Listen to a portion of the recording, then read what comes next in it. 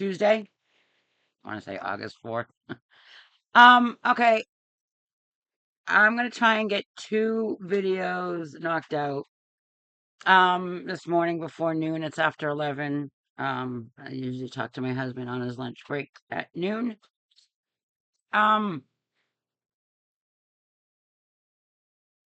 so the first one I'm going to talk about is going to be a posting on social media by Moses Farrow, Mosesfarrow.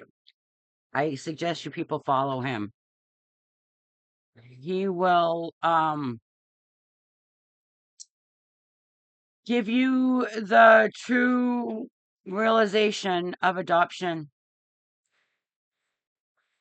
But I'm going to read one of his posts and I'm going to correlate it to something and then I'm going to finalize it. Now I'm going to be using the Fair Use Act for basically commentary because I'm going to comment on this and kind of relate it to another famous crime case. And then the audacity of the people we trust to give a society justice, which we don't have. Okay. So I am going to read this post. And I'm sorry, baby girl, if I'm pronouncing your name wrong. But the beginning says R.I.P. Azalea. I think it's spelled Azaeliya. I'm assuming it's the flower, just spelt differently. Okay. The Myrtle trial has just concluded with a plea deal for a 10-year sentence. At the hearing, Sina Pili, I don't know if I'm saying that right, Sina Pili, asked for forgiveness. Azalea, I'm sorry, baby, for everything. Please forgive me for what I've done. She went on to say, I love Azalea and I love my children. They are the best children. However, the autopsy conducted 2 days after her death revealed Azalea suffered numerous injuries. The list of injuries included deep bruises, fractured ribs, a hemorrhage on the top of her head, and a linear abrasion to the outside of the neck, as well as internal injuries to the inside of the neck, indicating strangulation. An important forensic detail is the fact that the bruising penetrated the skin and was visible so deep it reached her diaphragm. And I'm sorry I have to read this horrific detail, but we have to know what's happening to our babies. Medical tests came back positive for COVID, influenza A, and pneumonia. So she was a sick baby. She was abused for being sick, right? How many of us had to deal with a sick child? We don't kill them. Authorities reported that Sina Pili had forced her to run down the street to the local chapel in the heat, and when she returned, began beating her, which lasted for 30 minutes. How much rage and hate do you have for a child that you beat them for 30 minutes, causing all those injuries? Azalea's siblings were put back into the state's custody after her death. This is not the first time a child has been murdered in their placement. They're loving forever family, right? They're loving forever family. And at the hands of the person who promised them a better life in Hawaii. Gianna Bradley, 10 years old, killed in 2024. Area Sellers, also known as Isabella Kalua, I guess, 6-year-old, killed in 2021. Isabel's body is still missing, and the murder trial has been delayed for 5 years. It has finally been scheduled for this month. The couple, Isaac and Lehau Kalau, I'm sorry, I don't know how to pronounce these names, attempted to have the charges dropped. However, Ariel's sibling gave a statement revealing what they did to her. Thank God. Thank God that child had the courage to turn against their adopter monsters. She described how they had locked her in a dog cage. How often do we friggin' hear that these children are being locked in dog cages?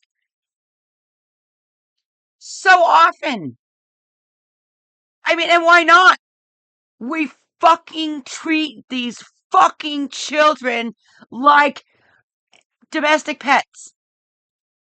Not to say that domestic pets don't deserve the same treatment as humans, because they do. I love my animals. Okay. I have 3 dogs. One was taken in as a rescue that was found in or around a dumpster at Sonny's Barbecue in Florida. We feed like a dozen cats. I brought 2 of them up from Florida. And 10 of them have meandered their way to be fed by us every single night. Every single night they wait by our door to be fed dinner. And I love it. And I love them all.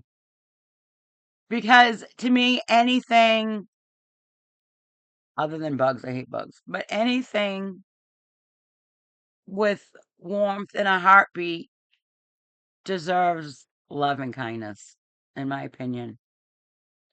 I mean, I even have cold-blooded reptiles I love. I mean, well, not my chameleon. I so happen to name Gypsy, which is funny because I'm going to be talking about her in a little bit. You know, the eye and tongue action. If you know, you know. She loves it when I feed her crickets and worms and whatnot, but it hates it when I spray her. And, you know, if I like even try and do anything in her cage, she like tries to snap and bite me. We also have a bearded dragon. She's a pretty cool chick too.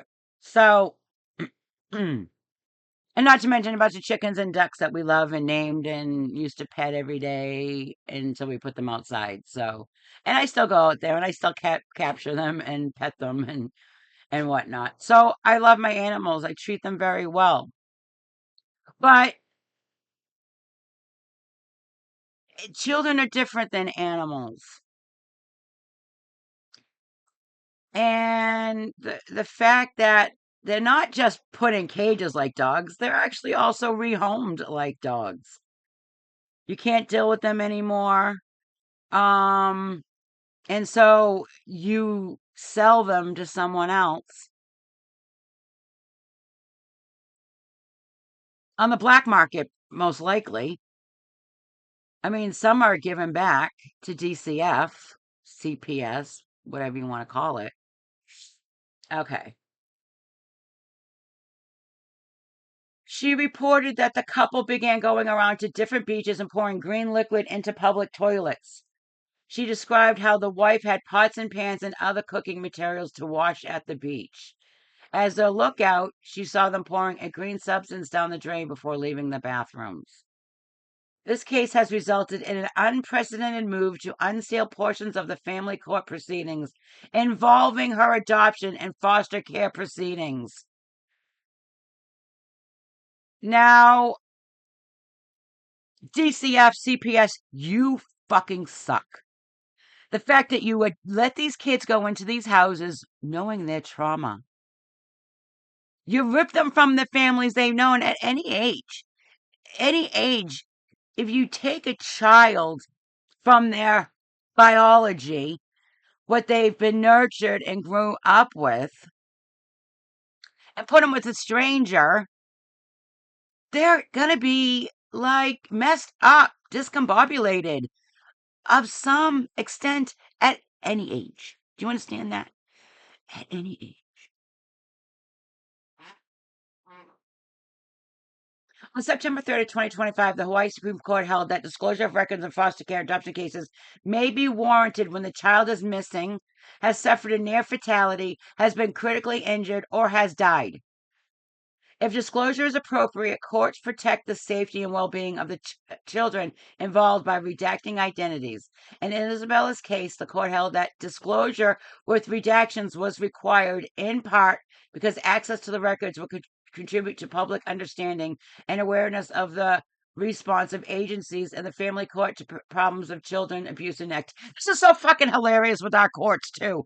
Children have civil rights to privacy, but not happiness, not the pursuit of happiness, and definitely not liberty.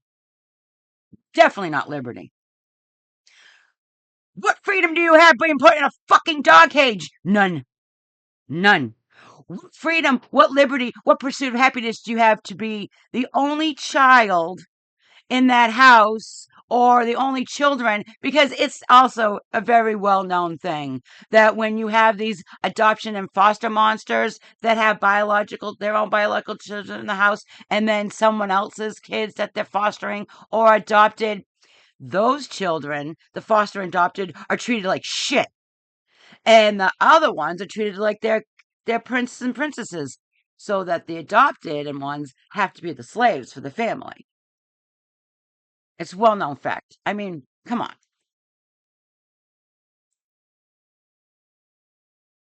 Cinderella syndrome, right? They have rights to privacy. Great. No. It's rights to hide the corruption and what you're doing wrong with these children. And you've been selling our children since the dawn of time. Since the dawn of time. Stop already.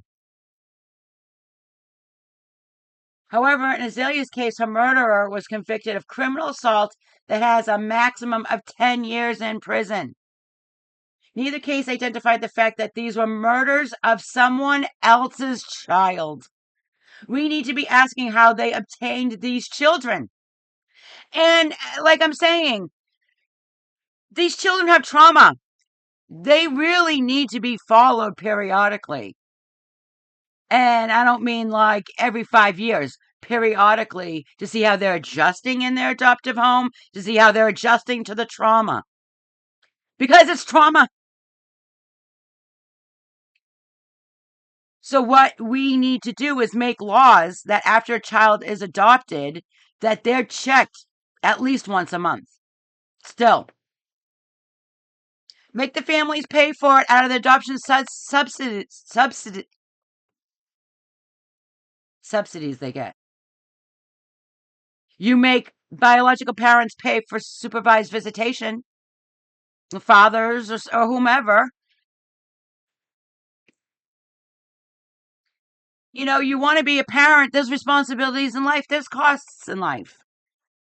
So you just make them, sign a thing that we will pay you $100 a month or $50 a month out of the child care subsidies, or just automatically draw it out.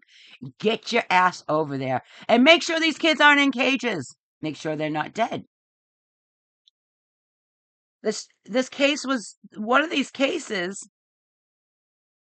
was literally on hold for 5 years. 5 years the kids have been missing.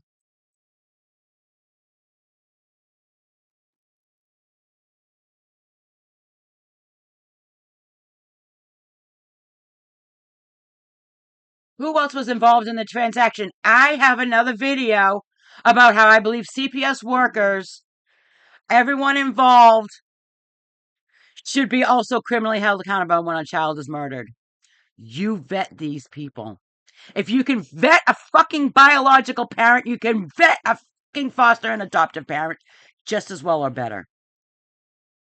Sorry, I'm sorry I'm cursing. This breaks my heart. These children are dead.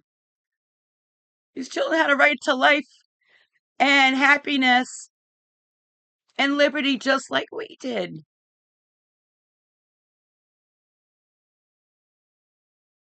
What were the tactics used by the third parties to facilitate the transaction under what conditions?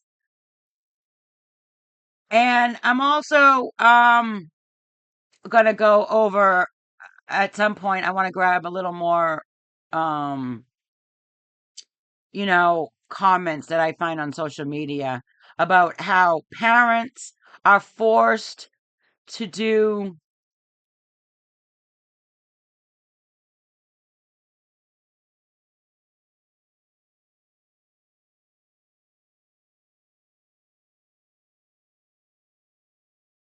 psychological testing,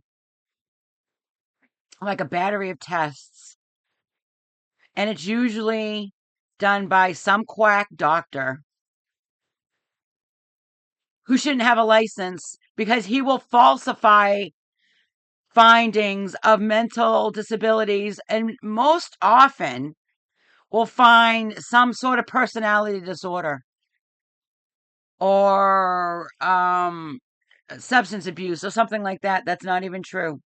And I will go over that because I really want to talk to parents that are facing this because you know yourself, right? And if you know you're a kind-hearted person, but the report's saying you're a narcissist and you're like, I'm not a narcissist, then you know what? Personally, if that came out to me, if I was found to be something that I know I'm not, I've never been diagnosed bipolar, but if they came out and said I was bipolar, I would say you falsely diagnosed me, you defamed me and maligned me for a paycheck, and I would go to the what is it, the AMA, whatever the board is for doctors. I would go there. Hold on one second. I just gotta turn the fan on. This room isn't as well air conditioned and ventilated as the rest of the house. Sorry. Okay. The truth is, this is not the same as filicide and should not be seen as a parent who kills their own child. These murderers took and killed someone else's child. They brutally beat and tortured them to death. Not calling it filicide holds. And listen, a neuropsychological test should friggin' tell you when someone has the, I don't know, ability within them to kill someone. I mean, I would think. I mean, I'm not a psychologist, and I know these are done by a lot of psychologists, but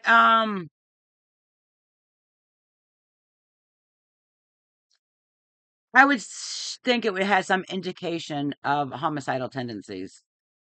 I don't know. I don't know, but there's got to be something because an abuser is an abuser is an abuser. And those that don't like, I don't know about anybody, but when I see like one of my grandchildren or children ever bleeding, my body gets this weird, like tingling pain feeling when I see them suffering, or my husband or whomever. I just, I can't see people suffer. I know I would never abuse a child or allow a child to be abused because I feel physical pain when I see a child or a human in pain. It doesn't even have to be someone I love. I can be watching something on TV and my body reacts that way. I don't know what it is. If somebody knows what that is, I honestly, I should probably look it up, Google it, and research it. But it also let's see. Not calling it filicide holds the system accountable as well. It also identifies the crimes of unlawfully obtaining a child trafficking, and identity fraud. Amen, Moses. Amen. Tell it like it is. We have to. We have to have people with knowledge to keep on the horn.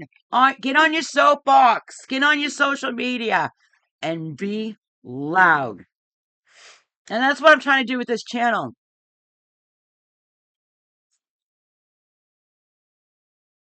Even if the murderers get the plea deals on the murder charges, it'd still be possible to pursue these other crimes if they were identified in these cases and receive the justice due to them. However, these crimes hide behind language that is protected by law that is passed by officials who profit off the system. Amen, Moses. Amen. God bless you, Moses. You're a gem to society. God bless you. Azalea, Ariel, and Gianna are among countless other children who have lost their lives in this criminal industry. It's time we stop believing the fantasy of saving children and giving them loving forever families. Clearly, this is a lie. Yes, Moses, it's a fucking lie. I stand with Azalea's family. This is not justice. And it's not. It's not. 10 years for murder, and this is what brings me to Gypsy Rose Blanchard. Of those of you who know, and a lot of you do know, Gypsy Rose conspired with an autistic boy that had a mentality of probably a child or a teenager to kill her mother. She also pleaded um to first degree murder and got 10 years. This woman killed and adopted her foster child, got 10 years. Gypsy Rose Blanchard killed her biological mother, not an adopted mother, not a foster mother, her biological mother, and got 10 years. These are fucking monsters that don't belong in society 10 years down the road or 100 years down the road. They are violent, sick monsters. And if they did it once, they can do it again. Make no mistake about it. Problem is people don't have the fortitude, the moral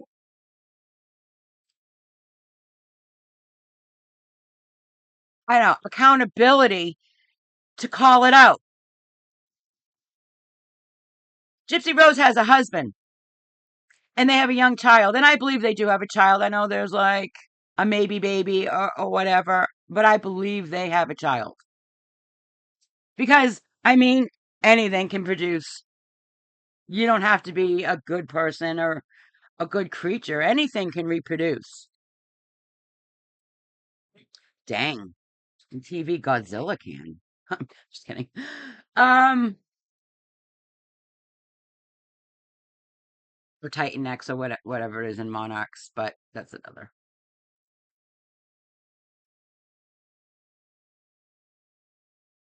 I believe she's spiraling out and having violent tendencies, but they're all covering for her. Why? Why do you people cover for murderers or abusers? How does that reflect on you? Once again, I'm not a lawyer. I'm a pro se litigant. Day will come when I am a lawyer, and I will proudly announce that. Still got about 4 years for that. I'll be an old lady, but I'll still fight till the day I die. Whether that's 80, 85, 97. I will fight for children until this no longer happens in our world. In our world. My next video is going to be about parents who think they've had a wonderful experience with CPS and rest on the laurels when they get their children back. You cannot rest on your laurels. You can never trust them. You're not friends with them. They're not friends with you. So that will be what my next video is, because I'm going to also read some comments in social media and her response to me and my response to her. And I don't know. And I will discuss that one too. Okay, I'm going to end this one because I have about 20 minutes. I mean, I can go over. My husband doesn't care. He usually thinks maybe I fell asleep or something. Anyhow, um,